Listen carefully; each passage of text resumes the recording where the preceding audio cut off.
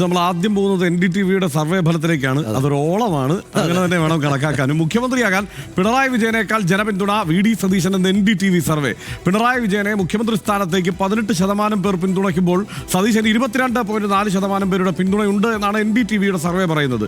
UDFനാണ് ജനപിന്തുണ കൂടുതലെന്നും survey ഫലം പറയുന്നു. UDFന് 32.7% പേരുടെ പിന്തുണയുണ്ട്. LDFന് 29.3% പേരുടെ പിന്തുണയുമുണ്ട്.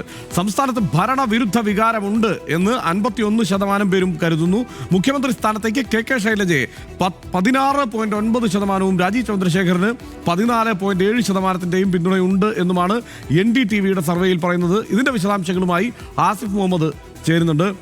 ആസിഫ്, ഈ സർവേ ഫലം നോക്കിയാൽ കൗതുകകരമായ കുറേ വിവരങ്ങളുണ്ട്. പക്ഷേ അതേസമയം ഈ സർവേ നടത്തിയ ഏജൻസി ഏതാണ് എന്നുള്ളത് പ്രാഥമിക പരിശോധനയിൽ നമുക്ക് കണ്ടെത്താൻ പറ്റിയിട്ടില്ല. എന്താണ് അവരുടെ സാമ്പിൾ സൈസ് എന്നുള്ളത് നമുക്ക് മനസ്സിലാക്കാൻ കഴിഞ്ഞിട്ടില്ല. എങ്കിലും പുറത്തു വന്ന വിവരങ്ങൾ എന്തൊക്കെയാണ്? തീർച്ചയായും തിരഞ്ഞെടുപ്പ് സമയം വരുന്നതിന് മുമ്പ് സ്വാഭാവികമായും ഇത്തരത്തിൽ സർവേകൾ പുറത്തു വരാറുള്ളതാണ്. ഇന്ന് വന്ന സർവേയും അത്തരത്തിലാണ്. പ്രധാനമായും 4 ചോദ്യങ്ങളിലൂന്നിയാണ് ഈ ഒരു സർവേ മുന്നോട്ട് പോയിട്ടുള്ളത്. അതിൽ ചില കാര്യങ്ങൾക്ക് നമുക്ക് കേരളത്തിൻ്റെ ഒരു പശ്ചാത്തലത്തിൽ ലോജിക്കുണ്ടോ ചോദിച്ചാൽ പൂർണ്ണമായും ലോജിക്കില്ല എന്ന് പറയേണ്ട സാഹചര്യം പോലുമുണ്ട്. ഏതായാലും ഏറ്റവും ഈ ഭരണത്തെക്കുറിച്ചുള്ള ചോദ്യമാണ് പ്രധാനമായും ചോദിച്ചിട്ടുള്ളത്. അതിന് 4 ഓപ്ഷനാണ് കൊടുത്തത്. കേരളത്തിലെ ഭരണം എങ്ങനെയുണ്ട്? വളരെ മികച്ചതാണ്, ശരാശരി, മോശം, വളരെ മോശം, അഭിപ്രായമില്ല. ഈ 6 അഭിപ്രായങ്ങളാണ് ഇതിലുണ്ട് കൊടുത്തിട്ടുള്ളത്. അതിൽ വളരെ മികച്ചതെന്ന് അഭിപ്രായപ്പെട്ടത് 23.8% ആളുകളാണ്. മികച്ചതെന്ന് 10.7% ആളുകളും അഭിപ്രായപ്പെട്ടു.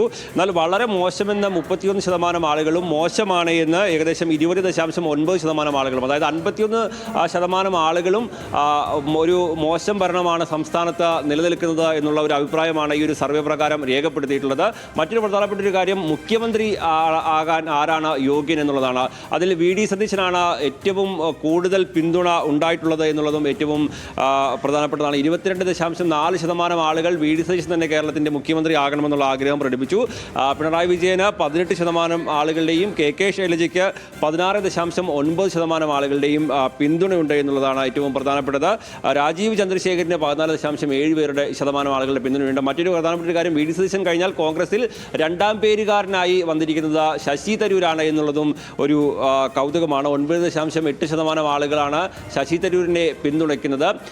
ഇതിൽ ചെന്നിത്തല അടക്കമുള്ള നേതാക്കളുടെ പേരുകൾ ഒരുപക്ഷെ ഓപ്ഷനിൽ പോലും കൊടുത്തിട്ടുണ്ടാകാൻ സാധ്യതയില്ല. അതുകൊണ്ടായിരിക്കും അങ്ങനെ ഒരു സർവേ ഫലം വന്നിട്ടുള്ളത്. മറ്റൊരു പ്രധാനപ്പെട്ട ഒരു കാര്യം എന്ന് പറഞ്ഞാൽ, ചർച്ചയാകുന്ന വിഷയങ്ങൾ പരിശോധിക്കുമ്പോൾ ഉള്ള ഒരു കൗതുകമാണ്. കേരളത്തിൽ ഏറ്റവും കൂടുതൽ ചർച്ചയാകുന്ന വിഷയം വിലക്കയറ്റമാണ് എന്നാണ് ഈ ഒരു സർവേയിൽ പറയുന്നത്. 22.4% ആളുകൾ പറയുന്നു കേരളത്തിൽ വിലക്കയറ്റമാണ് ഏറ്റവും കൂടുതൽ പ്രശ്നമുള്ളതും ചർച്ചയാകുന്ന വിഷയമെന്നും. മറ്റൊന്ന് അഴിമതിയാണ്, 18.4% ആളുകൾ. പിന്നീട് വരുന്നത് മദ്യവും മയക്കുമരുന്നുമാണ്, 11.7% ആളുകൾ. വികസനത്തെക്കുറിച്ച് ചർച്ചയാകുന്നു എന്ന് പറഞ്ഞത് 6% ആളുകൾ മാത്രമാണ്. അതോടൊപ്പം SIRും വോട്ട് ചോരിയും ഒക്കെ ചർച്ചയാകുന്നു എന്ന് അഭിപ്രായപ്പെട്ടത് 3.8% ആളുകളാണ്. അങ്ങനെ ഇതിൽ വികസനമോ അല്ലെങ്കിൽ SIRോ ഒന്നുമല്ല, വിലക്കയറ്റമാണ് ഏറ്റവും പ്രധാനപ്പെട്ട ചർച്ചയാകുന്നതെന്ന് ഈ ഒരു സർവേയിൽ അഭിപ്രായപ്പെടുന്നുണ്ട് എന്നുള്ളത് അത് എത്രത്തോളം ലോജിക്കാണ് എന്നുള്ള കാര്യം ഒരു പ്രധാനപ്പെട്ട ഒരു കാര്യമാണ്. പിന്നെ കോൺഗ്രസ് നേരിടുന്ന ഏറ്റവും പ്രധാനപ്പെട്ട പ്രശ്നം എന്നുള്ള ചോദ്യത്തിന് 42.2% ആളുകളും അത് ഗ്രൂപ്പ് പോരാണ് എന്നുള്ള ഒരു അഭിപ്രായവും രേഖപ്പെടുത്തുന്നുണ്ട്. UDFന് വോട്ട് രേഖപ്പെടുത്തുമെന്ന് 32.2% ആളുകൾ അഭിപ്രായപ്പെട്ടപ്പോൾ LDFന് 29.3% ആളുകളുടെയും NDAക്ക് 19.8% ആളുകളുടെയും പിന്തുണയാണ് ഈ ഒരു സർവേ പ്രകാരം രേഖപ്പെടുത്തിയിട്ടുള്ളത്. ശരി, ആസിഫ, തിരിച്ചു വരാം. എന്താ ഹർഷ തോന്നുന്നത്? വലിയ സർവേ. നമ്മളെന്താണ് ചില ഈ സ്റ്റണ്ട് തെലുങ്ക് സിനിമകളിൽ നിന്ന് ലോജിക്ക് അന്വേഷിക്കരുത് പറയാറില്ലേ? അപ്പോൾ തെരഞ്ഞെടുപ്പ് വരുന്ന പകുതി സർവേയിലല്ല 3/4 സർവേകളിൽ നമ്മൾ അതിൻ്റെ ലോജിക്ക് അന്വേഷിച്ച് പോയി കഴിഞ്ഞാൽ ഭയങ്കര തമാശ തോന്നും. ഇതിനകത്ത് ഇപ്പോൾ രമേശ് ചെന്നിത്തലയോ KC വേണുഗോപാലോ ഒന്നും ഉൾപ്പെട്ടിട്ട് പോലും ഇല്ലാത്ത ഒരു സർവേ ആണ് എന്ന് പറയുമ്പോൾ തന്നെ ആ സർവേ എത്രത്തോളം യാഥാർത്ഥ്യത്തോട് ചേർന്ന് നിൽക്കുന്നതാണ് എന്നുള്ളത് നമുക്ക് ഊഹിക്കാം. മാത്രമല്ല ഈ എന്താണ് ശശി തരൂരാണ് തൊട്ട് പിന്നാലെ. 2ാമത്തെ പേരുകാരനായി ശശി തരൂരിനെ മാത്രമേ അവതരിപ്പിച്ചിട്ടുള്ളൂ. ഇനി CPIലാവട്ടെ പിണറായി വിജയനും KK ശൈലജയും ആ 2 പേരുകളാണ് അവതരിപ്പിച്ചിരിക്കുന്നത്. ഈ 2 പേരുകൾക്കപ്പുറത്തുള്ള പേരുകളിലേക്ക് വേണമെങ്കിൽ പോകാം. ഒരു സർവേ, വിശാലമായ സർവേ നടത്തുമ്പോൾ ആ രീതിയിലുള്ള ഒരു പരിശോധനയിലേക്ക് അവർ കടന്നിട്ടില്ല. പിന്നെ ഏതെങ്കിലും ഒരു കാലത്ത് ഇത്തരത്തിലുള്ള മൂഡ് ഓഫ് സ്റ്റേറ്റ് സർവേകൾ അങ്ങനെ വളരെ ആക്യുറേറ്റ് ആയിരിക്കും, ഇങ്ങനെയാണ് സംഭവിക്കുക എന്നൊന്നും നമുക്ക് പറയാൻ കഴിയില്ല. ഇതിനകത്തൊരു കാര്യം, എന്താണ് പ്രധാനപ്പെട്ട ചർച്ചാ വിഷയമാവുന്ന വിഷയങ്ങൾ എന്ന്, കേരളത്തിലെ പ്രധാനപ്പെട്ട ചർച്ചാ വിഷയമാവുന്ന വിഷയങ്ങൾ എന്നത് പരിഗണിക്കുമ്പോൾ ഇത് കണ്ടാൽ നമുക്കെന്താ തോന്നുക? കേരളത്തിലെ മാധ്യമങ്ങൾക്ക് അസാമാന്യ ഗണ്യമായ സ്വാധീനം ചെലുത്താൻ കഴിഞ്ഞിരിക്കുന്നു ജനങ്ങളിൽ എന്നല്ലേ. കേരളത്തിൽ അഴിമതിയാണ് ഏറ്റവും വലിയ പ്രധാനപ്പെട്ട പ്രശ്നമായി ചർച്ച ചെയ്യുന്നതെന്ന് പറയുന്നു. പക്ഷേ എത്ര ആരോപണങ്ങൾ തെളിയിക്കപ്പെട്ടിട്ടുണ്ടെന്ന് പ്രശ്നമുണ്ട്. ഇതിന്റെ വഴി ഞാൻ പറഞ്ഞുതരാം ഹർഷ. അതായത് ഈ ഹിന്ദിക്കാരുടെ സർവേ എന്ന് വെച്ചാൽ എങ്ങനെ സംഭവിക്കാന്ന് വെച്ചാൽ, ഞാൻ ഹിന്ദിക്കാരുടെ ഒരു ചാനലിൽ പണിയെടുത്ത ആളാണല്ലോ. അവിടെ ഒരു തവണ ഒരു സർവേ ഫലം വന്നത്, ഇതുപോലൊരു mood off the state survey വന്നതെന്ന് വെച്ചാൽ 1 മുതൽ 11 വരെ സീറ്റുകൾ BJP കിട്ടും എന്നാണ്. അതെ, ഞങ്ങൾ അവിടെയുള്ള മലയാളികളായുള്ള ജേർണലിസ്റ്റുകൾ, അതായത് ഇതിൻ്റെ കേരള ചാനലിലെ ആളുകൾ അന്തം വിട്ടു. എന്നിട്ട് ഞങ്ങൾ എല്ലാവരും എഡിറ്റർമാരൊക്കെ ഇത് ഏതാണ് ഈ 11 ചാനലുകളെന്ന് അവരോട് ചോദിച്ചു. അപ്പോൾ അവർ ഏതാ 11 ഏതാണ് ഈ 11 മണ്ഡലങ്ങളെന്ന് അവരോട് ചോദിച്ചപ്പോൾ അവർക്ക് മനസ്സിലായില്ല. ഏതാ മണ്ഡലങ്ങൾ എന്ന് പറയാൻ പറ്റില്ല. പക്ഷെ 1 മുതൽ 11 മണ്ഡലങ്ങൾ വരെ BJP കിട്ടും എന്ന് പറഞ്ഞു. എപ്പോഴും 2 തെരഞ്ഞെടുപ്പുകൾക്ക് മുമ്പാണെന്ന് ഓർക്കണം.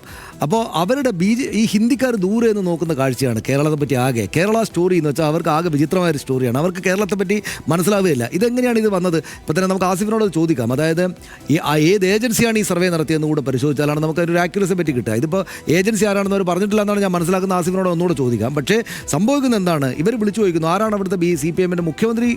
പിണറായി വിജയനാണെന്ന് ഞങ്ങൾക്കറിയാം. ആരാണ് അവിടുത്തെ രണ്ടാമത്തെ ആൾ? അപ്പോൾ അത് KK ശൈലജയുടെ പേരൊക്കെ എല്ലാവരും പറയേണ്ടത് മുഖ്യമന്ത്രി. ശരി, അപ്പോൾ രണ്ടാമത്തെ പേര് KK ശൈലജ എഴുതിക്കോളൂ. പിന്നെ അപ്പുറത്ത് ആരാണ്? പ്രതിപക്ഷ നേതാവ് VD സതീശൻ. രണ്ടാമത്തെ ആരാണ്? രണ്ടാമത്തെ നിങ്ങൾക്ക് കൂടി അറിയുന്ന ഒരാൾ ശശി തരൂരാണ്. നിങ്ങൾക്ക് കൂടി അറിയുന്ന ഒരാളാണ്. ഇവിടെ KC വേണുഗോപാലും എന്താണ് രമേശ് ചെന്നിത്തല അടക്കമുള്ള ആളുകൾ ഇങ്ങനെ നിൽക്കുകയാണ്. അപ്പോൾ നിങ്ങൾക്ക് കൂടി അറിയാവുന്ന ആളുകൾ വെച്ചോ ഇന്നയാൾ. അപ്പോൾ ഈ പേര് വെച്ചിട്ടാണ് ചോദിക്കുന്നത്. എന്നിട്ട് ഈ പേര് വെച്ചൊരു പരക്കെ സർവേ നടത്തിയിട്ട് ഇവരുടെ കുറച്ച് ആഗ്രഹങ്ങളുടെ കൂടെ ചേർത്തിട്ടാണ് ഈ കാര്യം സർവേ ഫലം എന്ന പേരിൽ പുറത്തേക്ക് വരുന്നത്. അല്ലാതെ ഇതൊരു ആക്യുറേറ്റ് ആയിട്ടുള്ള സർവേ ഫലം ആയിരിക്കണമെന്നില്ല. പ്രധാനമായിട്ട് ഞാനത് പൂർണ്ണമായിട്ട് തള്ളിക്കളയല്ല. പക്ഷേ ഇതിങ്ങനെ കാണുമ്പോൾ ആളുകൾക്ക് സംശയം തോന്നും. കാരണം അതിനകത്ത് കുറേയേറെ കാര്യങ്ങളുണ്ട്.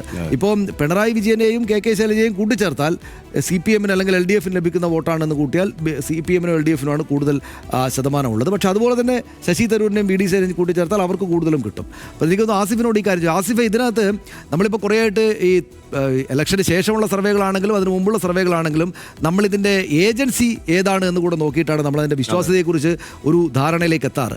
ഈ NDTV നടത്തിയിരിക്കുന്ന സർവേ ആര് നടത്തിക്കൊടുത്തതാണ്? NDTVയുടെ ഓൺ സർവേ ഫലമാണോ? എങ്ങനെയാണ് അതിൻ്റെ ഓപ്പറേഷൻ നടന്നത്? എങ്ങനെയാണ് അതിൻ്റെ ഒരു സർവേ ഫലങ്ങളും സാമ്പിളുകളും ഒക്കെയുള്ള സംഗതികൾ? അത്തരം വിശദാംശങ്ങൾ ലഭ്യമായിട്ടുണ്ടോ നമുക്ക്?